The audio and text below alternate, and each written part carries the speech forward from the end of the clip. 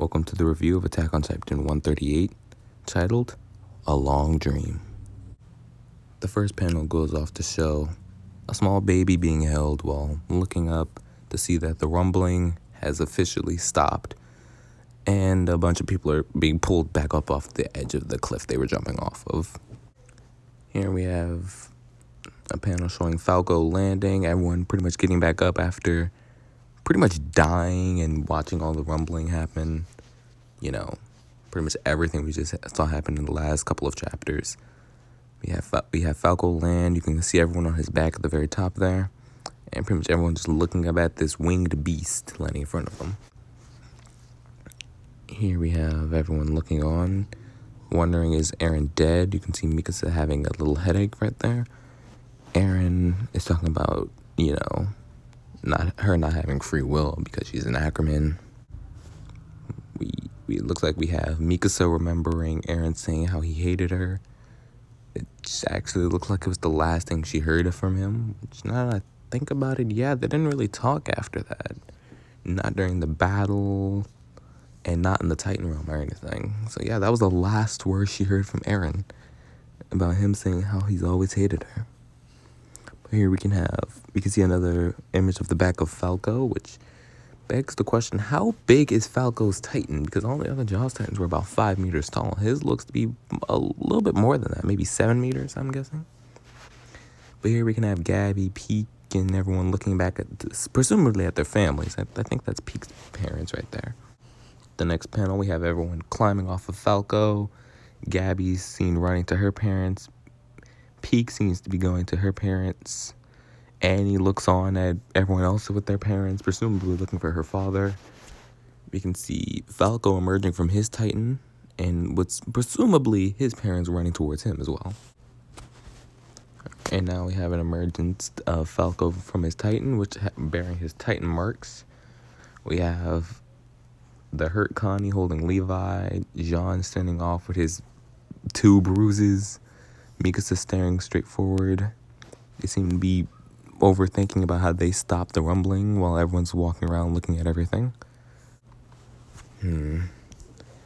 Annie looks to be questioning, how did everyone get towards the cliffside, considering everyone else in Marley was squashed by the rumbling.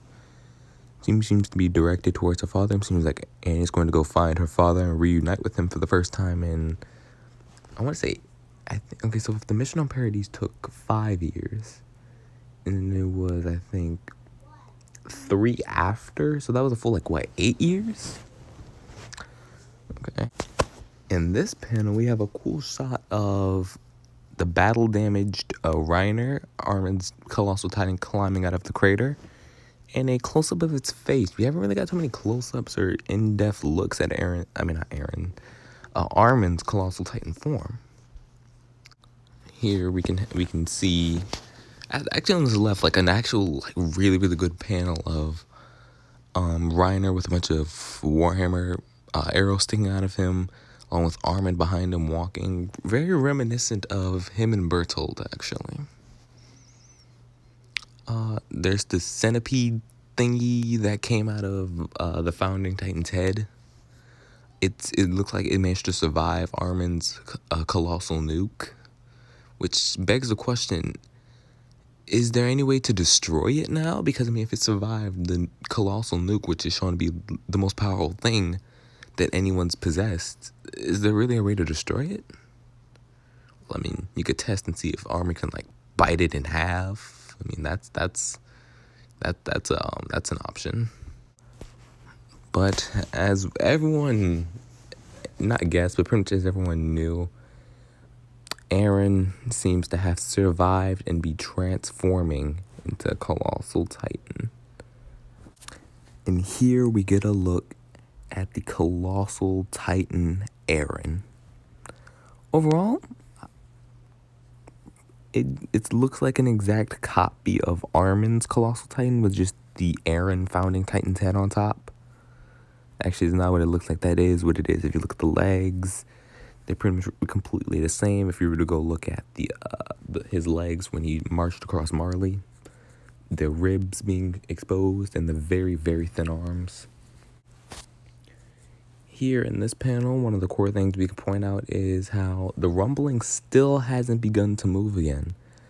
Many people first thought that the rumbling would continue in this chapter. It doesn't look like that's going to be happening because all the wall titans seem to be stopped and kneeling and just falling over. It seems like Colossal Titan Eren and Colossal Titan Armor are about to face off. So it's going to be like round 2 from the fight they had in the little dining meeting area. When last time, Eren beat Armin pretty badly. but it looks like the Centipede thing is producing a bunch of steam.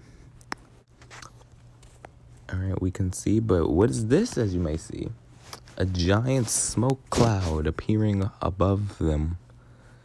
This is presumably the steam created by the giant Titan Centipede. It looks like even Armin's starting to look back and questioning, what is all the smoke? And it looks like it's to be told to be coming from the shining Centipede. And everyone seems to be coughing and gagging, trying to cover their noses and mouths from it. Although it seems to be quite a giant smoke cloud being mostly directed towards where everyone is. Connie is mentioning that this smoke cloud seems to be quite similar to the smoke cloud that took over his village, turning everyone in his village into titans. Which instantly triggers Levi to grab Peak and Mikasa and hop on Falco and get away. Which seems to be the exact case because Peak seems to also be realizing that this smoke is the same as Zeke used with his spinal fluids to transform Connie's entire village all the way back a few seasons ago. It would seem that the rule still stands that Ackermans and Shifters and most likely non-Eldians are exceptions to this Titan gas attack. Looking on here, we can see pretty much everyone that's already inhaled the gases. The only 4 escaping being Peak, Mikasa, Levi, and Falco. Once again, looking here, we can see Gabby with her family, a couple of unknowns scattered throughout the background. We can see also what seems to be Peak's father, along with Falco's parents, and Jean and Connie left behind. We can see that Annie is still on the ground next to her father, who seems to be about to be overtaken by the gas, which means, is this where Annie possibly dies, maybe? Maybe her father transforms into a Titan or something, and like squashes her, burns her away like we saw with Colt, back at the start of the rumbling. Skipping over to the next page, we can see that every single person, every remaining what seems to be Eldian that managed to escape the rumbling transforms into a Titan. Looking on, we can see that the giant pillar that they were all on top of begins to break under the weight of all the new created mindless Titans. At the bottom here, we can see both Reiner and Armin overlooking it, questioning how it's possible. On looking, we can see that all of the Marlians that made it away as well did not transform. It would seem that, like I thought earlier, anyone who is a non-Eldian or an Ackerman or a Titan shifter already is immune to the gas. Moving on to the next panel, we can see that the giant Titan Centipede seems to be controlling these Titans. Could this be like the embodiment of the founding Titan's power, or could this be Ymir possibly? Either way, it would seem that all the newly created mindless Titans are ignoring all of the Marlians and going straight to the Centipede. It would seem that the Centipede is controlling all the mindless Titans and is apparently trying to get to Eren again, possibly to restart the rumbling. But it would seem that Reiner, still in his armored Titan state, is going to stop or somehow try to slow them down. But as we can see at the bottom, he gets hit in the face and presumably gets knocked over. Looking on in the background, we can see Reiner trying to do a football grab on the Colossal Titan Centipede while the army of mindless Titans quickly follows behind it. We can also see Armin talking towards Eren as they do a final standoff, presumably before a battle. Also, we can get like our first ever look at Armin inside of his Colossal Titan. Pretty similar to Bertolt's, actually.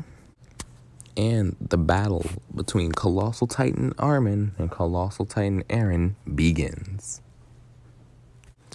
In the next chapter, the next page, we can see Reiner holding on to the Titan Centipede while we also get a look at Connie, Gabby, and Jean's Titans along with his mother, which looks the exact same. You know, just wow. Gabby's Titan looks pretty much the same, but like Connie and Jean in Titan form, they look actually really cool. But at the bottom, we can see just how big the Centipede is compared to all the other mindless Titans, along with Reiner. We can also see Falco coming in and dropping off Peak, who seems to be hopping down to go support Reiner. We can see both Peak and Annie trying to help slow down the Titan Centipede. While looking in the background, we can see both Eren and Armin fighting Colossal Titan form. We can see Falco's Titan now flying over towards the Colossal Titan battle, which seems to have just started or just made contact with each other. But also right here in this, like, I guess you could say side-by-side image, you can see what I was talking about. Yeah, it would seem that Eren's attack Titan, the Colossal Titan body seems to be just a complete copy of Armin's. At the bottom, you can see Mikasa having another one of her headaches. Here we can clearly see Mikasa having a little bit of a mental breakdown and seems to be reverting back into a peaceful state of mind. In the next chapter, we can see Mikasa being seemingly awoken by Eren? Eren with shorter hair. It looks like he's more so resembling how he did back in seasons 1 and 2 and the earlier parts of season 3. Here we can see what seems to be Eren and Mikasa's home, somewhere deep in a mountain range, way off in the forest. It seems like Eren's treating the situation, short-haired Eren is treating the situation very normally, but he seems to be putting together some firewood. Mikasa seems to have awoken from a long dream. It would seem that Eren is taking notice to Mikasa suddenly crying. It seems like she's not supposed to be there. I was going to say here, but I'm not there. Next page. It would seem that Eren is asking Mikasa to throw away the scarf he gave her after he dies. For some reason. It would seem, once again, Eren is trying to free Mikasa from the Ackerman hold. We can also here see the short hair Eren beginning to develop the post-Titan transformation marks. We can also see a bird that's pretty reminiscent of Falco's Titan in the bottom right here. Switching back to the current situation, we can clearly see Eren has been able to harden in his newly Colossal Titan state. He can still produce his hardened fists, which seem to be giving him the advantage against Armin's Colossal Titan. Which probably means he's able to move just a slight bit faster than Armin. Along here at the bottom, we can see Reiner and Annie losing their battle against all the mindless Titans. Same with Peak. I just realized she's right there. But here we can see Mikasa pulling out the exact aforementioned scarf, which seemed to be in her pocket, shirt, shirt pocket. She brought it with her, okay? It would seem here Mikasa has an innate sense for where Eren is, claiming he's in the mouth of his Colossal Titan. And claiming that she also is going to kill him. I feel like I've seen a YouTuber mention, like, had a video title, Why Mikasa Will Kill Eren in the End, or something like that. We can also see another shot of Armin and his Colossal Titan, a little less covered by the inside of his nape. But we can also see that the entire right side of his Titan's face is completely bashed in. We can also see Falco flying in with Mikasa and Levi on his back. Alright. It would seem they both hop off of Falco, and it would seem that Levi still has a Thunder Spear left, surprisingly. I thought everyone used theirs earlier when they were fighting off the ancient Titan shifters. Actually, well, that also drives the question, what happened to most of them? Because you would think all the previous Warhammer and previous Warhammer and armored Titans would have survived the explosion, considering they are covered in hardened skin and they were able to survive. That Reiner was able to survive the explosion. You would think they would be able to as well. But I suppose not. I guess when Eren's head fell off of the Titan Centipede, I guess they all stopped being spawned. Here we can see Armin holding Eren's Titan still while taking a massive punch to the face. We can see both Levi and Mikasa flying towards Eren's jaw, Levi using his Thunder Spear to presumably open Eren's mouth. Here we can see Mikasa landing inside of Eren's mouth and walking up to what seems to be Eren's head, still connected through his brain to the founding Titan, or his Titan. He seems to still be connected by his long, elongated, I guess, spinal cord, I guess you could say that is.